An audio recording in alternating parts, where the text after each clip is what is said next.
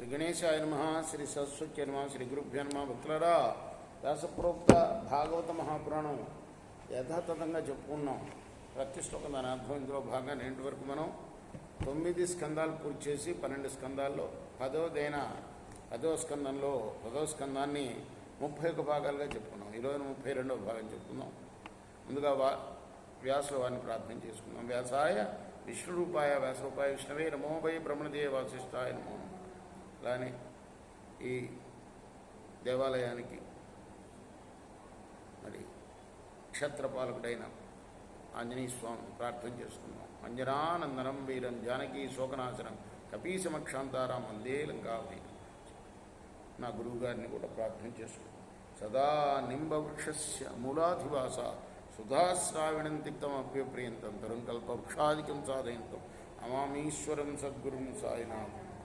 దైవమప్యనృతం భక్తి నమర్త్యా ఏవ కేవలం యద్విశ్రంభాదహం పాప స్వనున్నిహతవాన్ శిశు మా శోచతం మహాభాగావాత్మజాన్ సకృతం భుజ జంతవో న సదైకత్ర దైవాధీనాస్తథా సతే భువి భౌమాని భూతాని యథాయాంత్యపయాంతి చ నాయమాత్మా తథైతేషు విపర్యేతి యథైవ భూ.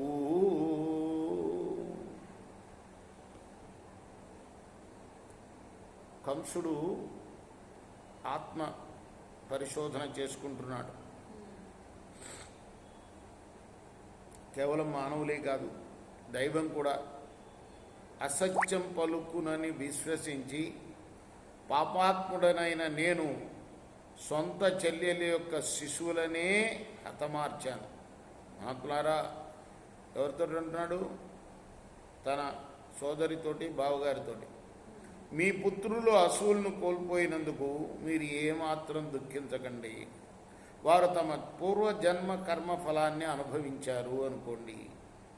ప్రాణులన్నీ కూడా విధి నిర్ణయం ప్రకారమే ప్రారంధాన్ని అనుభవించక తప్పదు. అందువల్ల వారు అంటే ప్రాణులన్నీ కూడా కలిసి ఉండటం అనేది ఎప్పుడో రోజున విడిపోవాల్సిందే.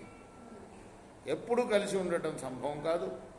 ఈ భూలోకంలో మట్టితో నిర్మింపబడిన కుండలు మొదలైన వస్తువులు ఏ విధంగా నశిస్తాయో ఆ విధంగా నశిస్తాయి.